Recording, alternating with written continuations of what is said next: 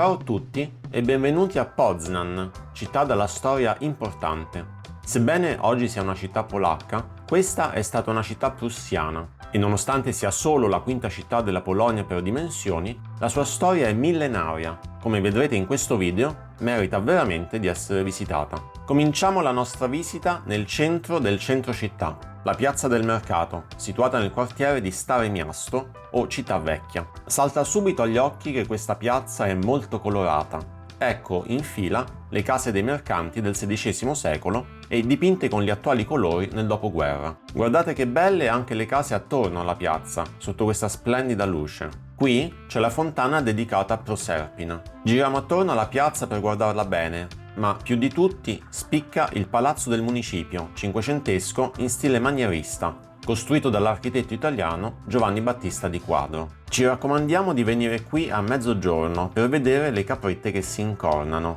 Guardiamole. Dovete sapere che c'è infatti una leggenda.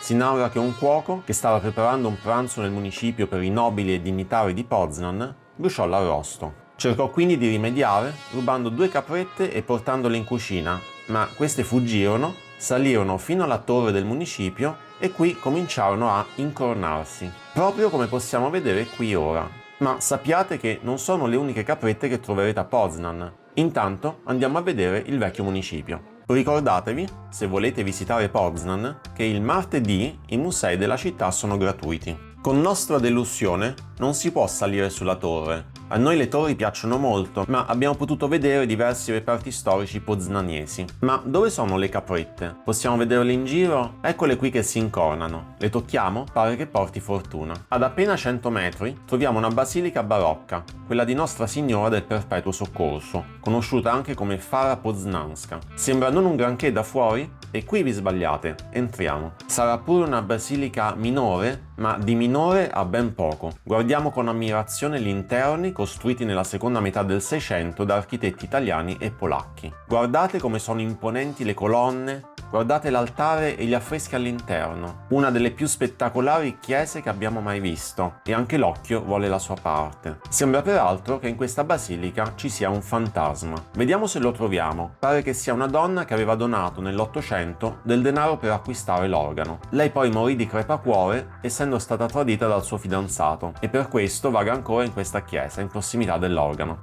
Il martedì l'ingresso ai musei, come abbiamo detto, è gratis, quindi in centro abbiamo deciso di visitare il Museo Militare, interessante per gli appassionati. A noi sinceramente è interessato fin lì, ma obiettivamente è una buona esposizione di oggetti militari. Ora usciamo dal centro e saliamo su una collinetta. A noi il Castello Reale di Poznań piace molto, non solo perché è il classico castello sulla collina, anche se ricostruito dopo la Seconda Guerra Mondiale, ma anche per le esposizioni all'interno, arte di ogni tipo e di tutti i secoli, medievale e persino moderna.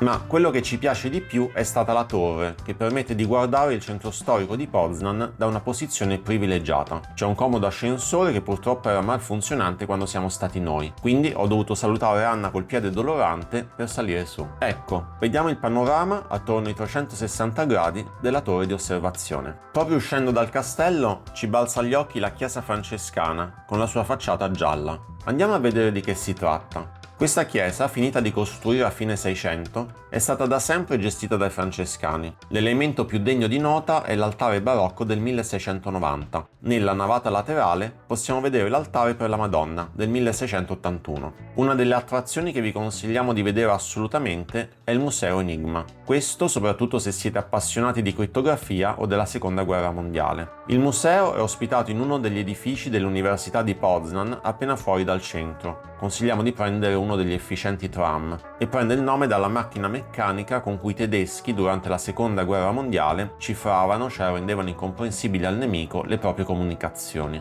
Fu un grande successo dell'intelligence alleata la decifrazione del codice Enigma, grazie anche all'aiuto di alcuni matematici polacchi di cui viene ripercorsa qui la storia. È grazie alla decodifica della crittografia che poi si sono sviluppate tante tecnologie successive, dai primi computer in poi. Sempre con il tram è possibile raggiungere la chiesa di San Pietro e Paolo, l'arcicattedrale di Poznan, fondata nel 968. Oggi, dopo la ricostruzione post-bellica, ha sembianze gotiche, ma è stato un ritorno alle origini medievali. Infatti fu riconvertita in chiesa barocca nel 600 e poi in neoclassica nel 700, ma il tutto è andato distrutto durante la battaglia di Poznan nel 1945. Nella cattedrale riposano ben 8 re polacchi, sepolti qui dal 992 al 1296. E se dovete fare un po' di shopping, però in uno dei tanti brand globalizzati che trovereste anche sotto casa vostra, consigliamo di visitare la vecchia birreria di Poznan, detta Stary Browar, che in effetti è stata una birreria in passato. Si tratta di un edificio ottocentesco che ha realmente prodotto birra e tanta. Immaginate in questo luogo le altissime torri di fermentazione che hanno funzionato fino agli anni 1980. Dal 2003 il complesso è stato convertito sia in un curioso centro commerciale che in una piccola galleria d'arte moderna.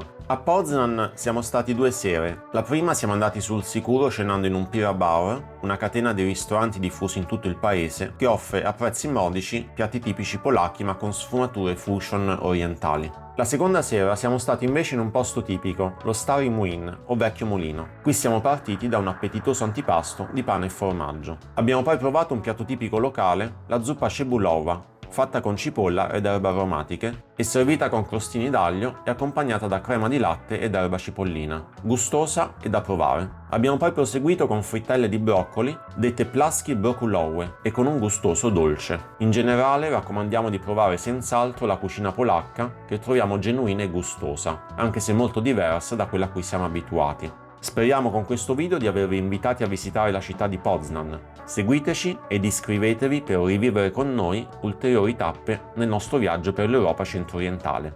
A presto!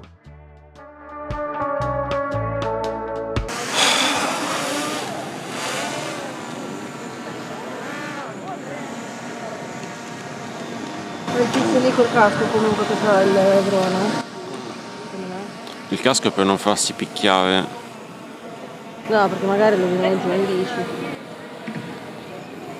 Io non capisco come la gente possa stare tranquilla a far andare un drone nella piazza principale della città. Perché non c'è tanta gente, non c'è tanta gente. No, non c'è tanta gente. Se c'è un qualche malfunzionamento cade giù come un sasso e non è che plana. Siamo a Poznan, con l'accento sulla N.